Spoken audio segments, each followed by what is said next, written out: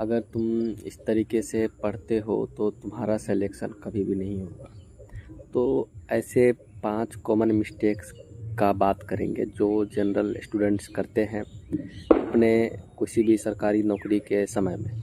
तो वीडियो बहुत इम्पोर्टेंट होने वाला है क्योंकि आप भी बहुत ज़्यादा चांसेस है कि ये गलती शायद करोगे ही। तो ध्यान से समझना है और कोशिश करना है जितना संभव हो कि ये गलती से बचना है। पहला पॉइंट है वॉचिंग टू मच लेक्चर्स।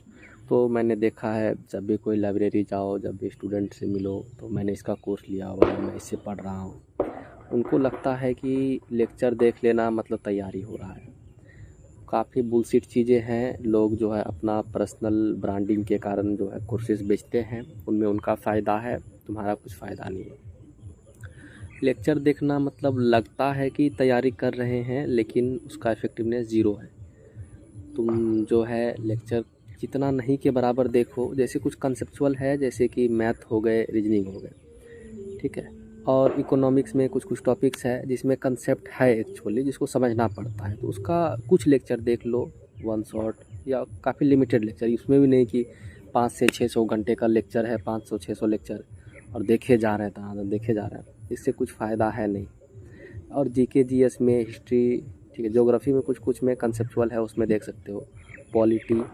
तो अगर लेक्चर देखना भी है, मान लो कोई टॉपिक है, तो वन शॉट कम से कम लेक्चर देखो जिससे कि अंडरस्टैंडिंग भी हो जाए और बुक ज़्यादा पढ़ो। मैंने देखा है बच्चों को कि वो इस टीचर से भी ले रखा है, पहले इसका पूरा लेक्चर देख लिया, पूरा हो गया, उसको लगा कि अच्छा टीचरे को पढ़ाने में गलती होगा, फिर दूसरा का कोर्स लेक्चर ले लिया, उसका पूरा लेक्चर ख़त्म कर रहा है, फिर यूट्यूब पर जा कर के वहाँ पर सारे लेक्चर्स को देख रहा है। तो इससे फ़ायदा नहीं है। इसे लगता है कि प्रिपरेशन हो रहा है लेकिन कोई फ़ायदा नहीं है।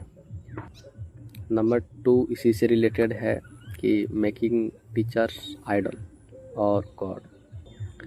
इसमें समस्या ये है कि जो बच्चा है टीचर को एक बहुत हाई लेवल पे डाल देता है। बहुत बार वो पढ़ने के अलावा टीचर्स का कॉमेडी, डांस, शायरी, ड्रामा, है ना, उनका मोटिवेशन, ये वो जा कर के बिंज वॉच करने लगता है, फिर वो उससे रिलेटेड चीज़ों पे जाता है।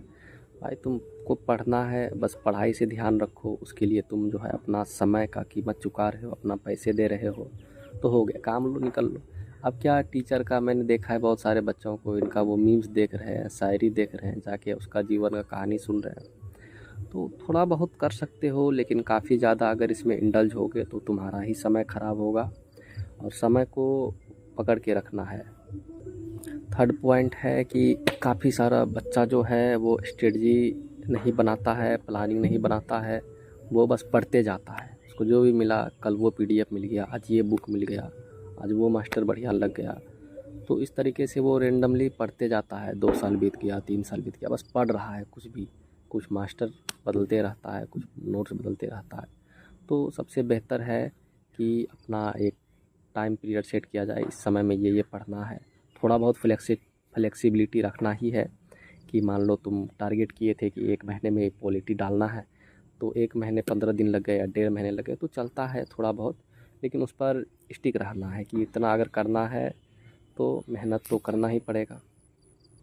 और ये पॉइंट काफ़ी ज़्यादा इम्पोर्टेंट है कि प्लान और स्ट्रेटजी बनाने हैं और उस पर मेहनत करना है, उसको फॉलो करना है, ठीक है, तभी कुछ आगे संभव हो सकता है। बहुत होते हैं क्या कि बहुत अजीब सा स्ट्रेटजी बना लेते हैं, प्लानिंग जो अचीवेबल हो, इसको किया जा सके और उस अनुसार से उसको करना भी है। ये most important point. Next point इसी से रिलेटेड है कि डेली सोते टाइम पे एनालिसिस करना है कि कितना पोर्शन जो है हम अपने टारगेट का अचीव कर पाए, और अगले दिन का टारगेट कोशिश करना है उसी रात को या सुबह जगने के बाद सबसे पहले उसको बना लेना है। ये भी बहुत इम्पोर्टेंट है इससे, क्योंकि कोई भी चीज़ जब तक आप उसको चेक नहीं करोगे, उसका डाटा नहीं देखोगे कितना % हुआ, कितना बच गया, कौन कौन सा टॉपिक रह गया जिसको आज करना था, तो उसमें इम्प्रूवमेंट का गुंजाइश नहीं के बराबर रहेगा, तो उसको भी ध्यान रखना है। नेक्स्ट पॉइंट है जिसमें बहुत सारा मैक्सिमम बच्चा फंसा हुआ रहता है, वो है सोशल मीडिया। इंस्टाग्राम पे रील्स देखे जा रहे हैं। मेरे कई सारे स्टूडेंट्स थे जो हमेशा आते थे कि मनीष सर, एक ही आदत है जो नहीं छूट रहा है जीवन में, जब भी टेंशन आता है तो रील्स और भी अलग सारा सोशल मीडिया अनाप शनाप चीज़ें देखने लग जाता हूँ, उसका क्या सॉल्यूशन है। तो ये नहीं करना है, सीधा बात है, खुद को थोड़ा बड़ा बनाना है। इतना कमज़ोर तो नहीं होना कि ये तुमसे इतना मैनेज नहीं हो रहा है। अगर नहीं हो रहा है तो इंस्टाग्राम को डिलीट कर दो, अगर तुम टाइम नहीं उस पर कंट्रोल कर पा रहे हो, और कोई फ़ायदा है भी नहीं उनसे, है ना, क्योंकि तुम्हारा टाइम कंज्यूम कर रहा है और तुमको इन रिटर्न दे क्या रहा है, कुछ भी नहीं। और एक तो डोपामिन हिट वाला कंसेप्ट भी समझे होगे, अगर नहीं समझते हो तो मैं उस पर एक वीडियो बनाऊंगा। तुम्हारा एक्स्ट्रा एनर्जी कंजप्शन कर रहा है और फालतू का दिमाग में कचरा डाल रहा है। उससे बढ़िया है तुम खाली बैठे रहो, ध्यान कर लो या कहीं एक्सरसाइज कर लो, काफ़ी बेहतर है। और टाइम को कोशिश करना है वेस्ट नहीं करना है, और इधर उधर कचरा समय में नहीं वेस्ट करना। दोस्तों, सरकारी नौकरी को जितना हवा लोग बना दिए हैं उतना एक्चुअल में ये बड़ा भी नहीं है।